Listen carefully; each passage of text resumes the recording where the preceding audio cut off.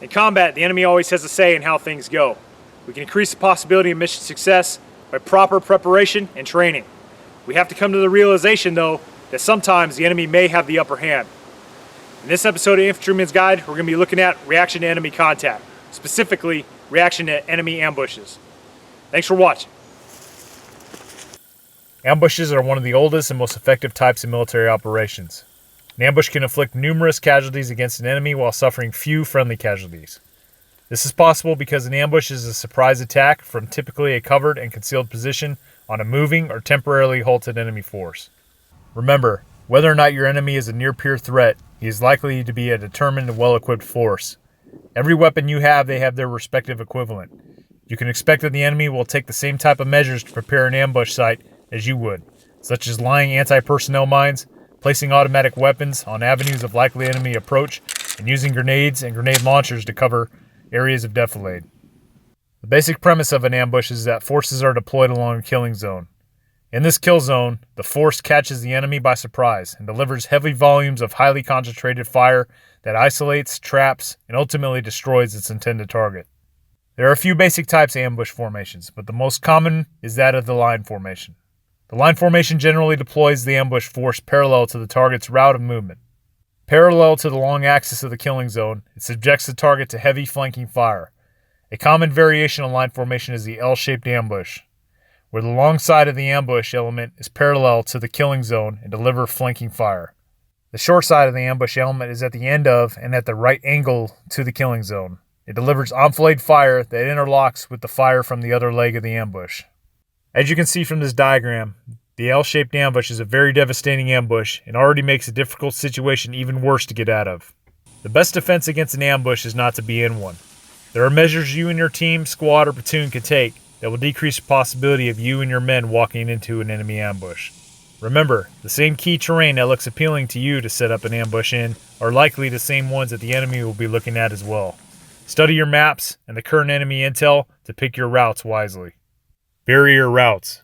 When you're out on patrol, do not take the same route back that you went out on. Stay off heavily traveled and defined trails. Humans are lazy by nature and tend to take pathways of least resistance. Thus, the enemy will most likely try to set up ambushes along these paths. Try to be unexpected and move through areas that offer the most concealment. Be cautious of easily recognizable or heavily used water crossing areas. Don't be afraid of getting wet.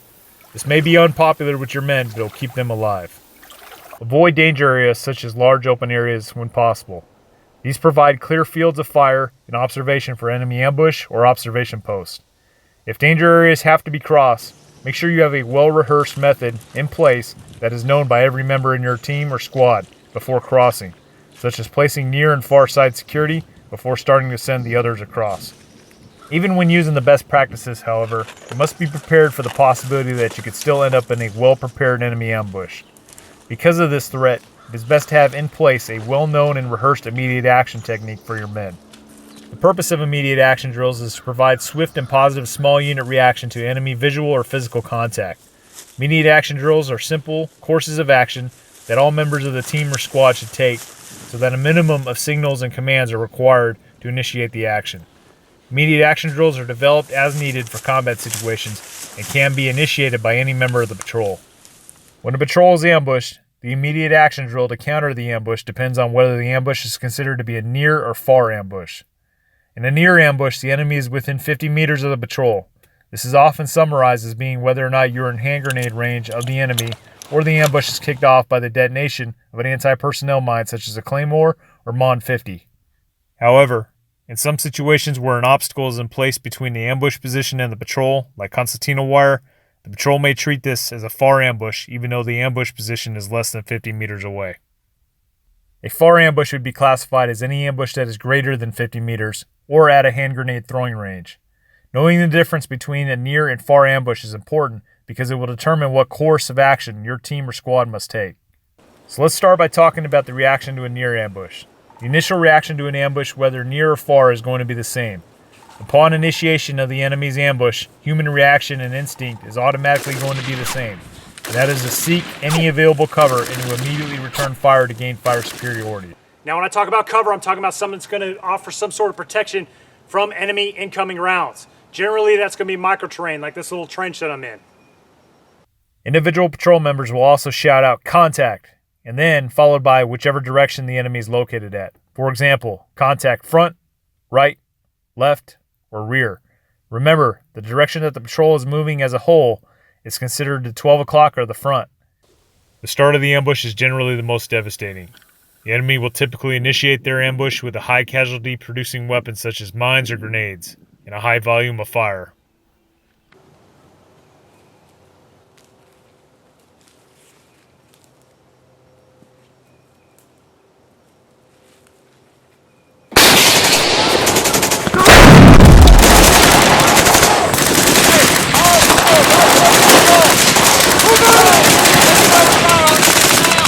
During the course of that initial engagement, you will be able to quickly assess whether the enemy is within 50 meters or greater.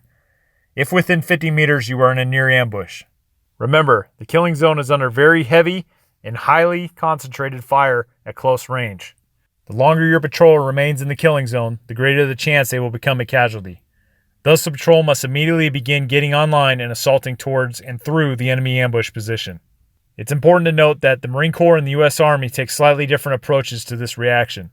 The Marine doctrine is an immediate initiation of the assault, whereas the U.S. Army, in accordance with Battle Drill Number 4, states that soldiers in the kill zone will throw fragmentation or concussion and smoke grenades, and immediately following the detonation of the ordnance, troops will then begin their assault. Regardless of what your unit's SOP is, remember that staying in the kill zone during the near ambush is almost certain death, and your only chance of survival is to gain the initiative by quickly overtaking the enemy ambush by fire and movement. So speed and balanced action are essential. The assault through the enemy ambush is an intensive fire and movement towards the enemy position using individual movement techniques. It is not a Soviet World War II style bayonet charge. Any member of the patrol that is not in a kill zone will initially locate and place suppressive fire on the enemy and be prepared to shift fire once the assault begins. They will then be prepared to maneuver on the enemy as directed. The assault will continue until all patrol members are outside of the kill zone and the threat is neutralized. In the event that you're in an L-shaped ambush situation, your only option is to first assault one of the legs of the enemy ambush. This will cause the other leg to have to choose whether to fire into their own men or to cease fire altogether. Once that leg has been overtaken, your squad or team must immediately reorient and assault the other half. Next, let's look at the reaction to a Afar ambush. As mentioned already, the initial reaction is going to be the same. Your men in the kill zone are going to immediately seek cover and return fire in order to gain fire superiority. In a Afar ambush, the killing zone is also under heavy and highly concentrated fires, but from a greater range. This greater range provides members in the killing zone some maneuver space to seek better cover at somewhat a lesser risk of becoming a casualty. Members in the kill zone then begin to provide suppressive fire on the enemy's ambush position. Members not in the kill zone then begin to maneuver and provide fire and movement against the ambush force in order to destroy the enemy. In the event that you are operating in a small fire team or squad-size element in which the whole team or squad finds itself caught in the killing zone with no maneuver element, the best option in this situation would be to break contact by fire and bounding out of the kill zone. To break contact, the fire team or squad leader will yell out a distance and direction, or identify a terrain feature or a rally point for the patrol to move towards, in order to take it out of the kill zone and out of enemy direct fire and visual contact. At this point, your unit will regroup, reorganize, and reassess whether to maneuver and re-engage the enemy or to tactically withdraw. Down, set, covering, into, moving, In each of these situations, the success of the counter-ambush employed depends on the members being well-trained and quickly recognizing the distance from which the ambush is initiated and well-rehearsed in the proper reaction. Well, that completes this episode of Infantryman's Guide over React to Enemy Ambush. If you're liking what you're seeing, don't forget to check out my channel and subscribe. I've already done several infantry-related videos, and I plan on doing several more in the future. Thanks for watching. Don't forget to leave a comment.